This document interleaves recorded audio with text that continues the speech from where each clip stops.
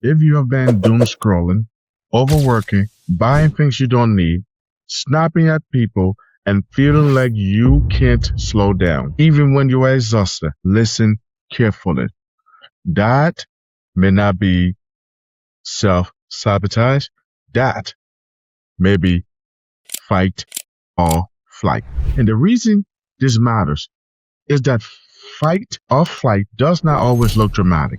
Sometimes it looks like productivity. Sometimes it looks like urgency. Sometimes it looks like bad habits that are really your body trying to survive. In this video, I'm going to show you 7 signs your nervous system may be stuck in fight or flight this week, and what those signs are actually doing in your body. Furthermore, I'll give you 3 ways to help your system calm down in real time. And if you are new here, I'm Emmett, a licensed therapist and 100% disabled veteran who helps people in survival mode realize they are not stuck or broken. So, this is not about labeling yourself. It is about recognizing the state so you can change the patterns.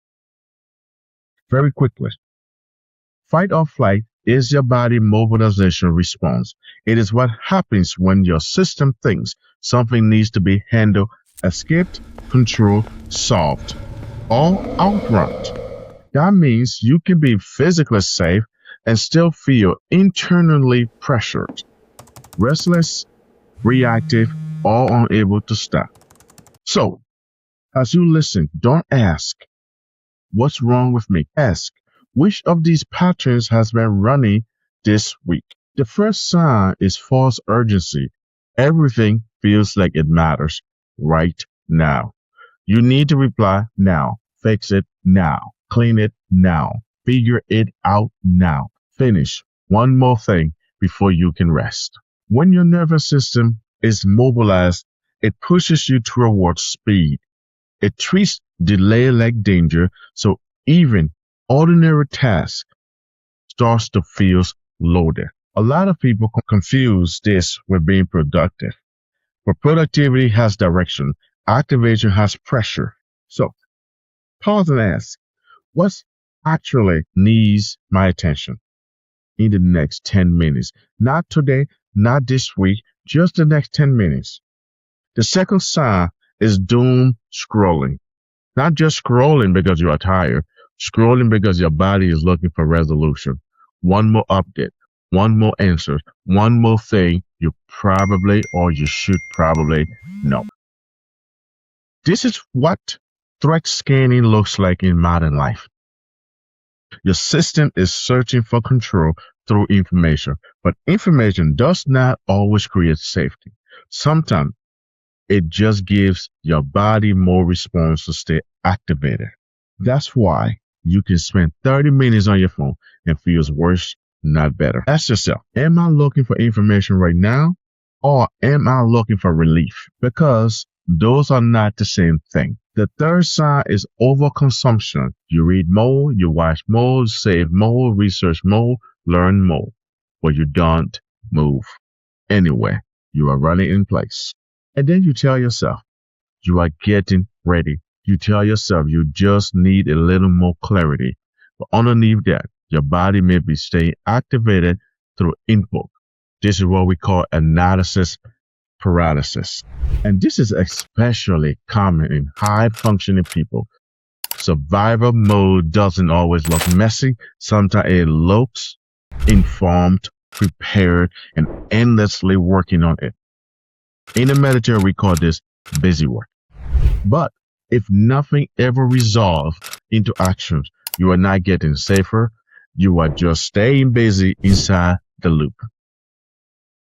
So ask, what is one perfect or what is one imperfect action I can take with what I already know?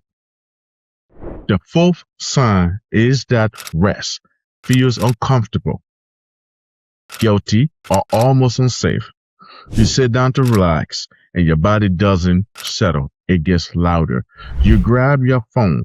you start another task, you suddenly remember 5 things you should be doing. That is a clue. Because when your body is stuck in mobilization, stillness can feel exposing. If your system thinks there is danger, slowing down doesn't feel peaceful, it feels risky. So do not force deep relaxation first. Start smaller. Put both feet on the floor. Look around the room. Name 3 neutral things you can see. And then tell yourself, nothing is being asked of me in this exact second. The 5th sign is constant doing without a felt of sense of enough. You are answering emails, running errands, organizing, cleaning, fixing, planning, crossing things off. And somehow it still feels like you are behind. That's because fight or flight is good at mobilizing energy. It is not good at registering completion. So your body keeps looking for the next problem, the next task, the next loose end. You are not just trying to get things done. You may be trying to get saved through completion. When you finish one task, stop and say out loud, that is done. It sounds small, it matters. Completion's cues help the body register that a loop has naturally closed. The 6th sign is irritability. You have less patience, noise bothers you more, interruption feels huge, you snap faster, you feel more on edge than usual. A lot of people miss this because they assume fight or flight to feel like fear. But activation can show up as agitation, anger, impatience, and a very short fuse. Why? Because your nervous system is already bracing, so it has less room for anything unexpected. Before you interpret the situation, ask, am I angry right now or am I overloaded? That question can change the next 10 minutes of your life. The 7th sign is being completely exhausted, but still unable to power down. Your body is tired, your mind is still running, you want rest, but your system won't fully let go. This is one of the clearest signs that the issue is not just fatigue, it is activation. The system is still scanning, bracing, or preparing, even when there is nothing useful to prepare for. So you end up in that brutal state where you are too tired to function well, but too activated to recover well. Instead of trying to force yourself to relax, try one simpler cue. Make your exhale a little longer than your inhale. Not perfect, just longer out than in. If you recognize yourself in several of these, notice what just happened. You probably stopped thinking, I'm failing, and started thinking, my body is doing something. That shift matters. That wellness alone is not enough. You need a way to interpret the patterns. So, here are 3 in the moment ways to help your system downshift. The first tool is orienting. When the system is activated, your attention narrows around problems, pressure, and threats. Orienting helps widen the frame.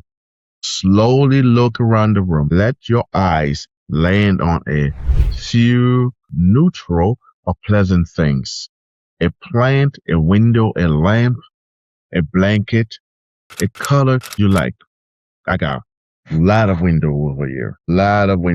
This gives your nervous system updated information. I am here. The room is here. The moment is not chasing me. The second tool is to complete one small loop. Reply to one message. Put one thing away. Close one tab. Drink the water. Send the email, not so you can become more productive, but so your body gets a cue of completion. Small completion tells the system something ended, something resolved.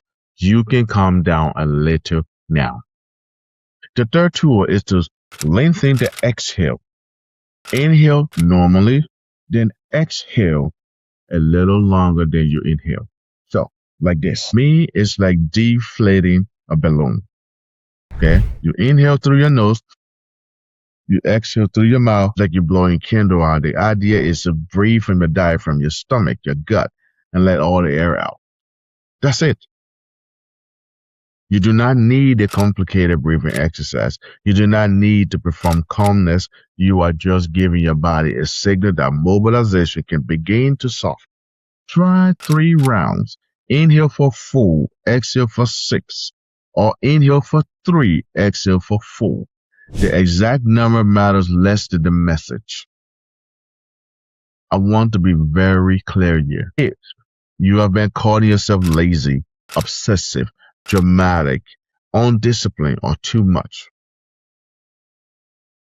some of what you are judging may be state, not character. That does not mean every behavior gets excused. It means your behavior makes more sense when you understand the nervous system underneath it.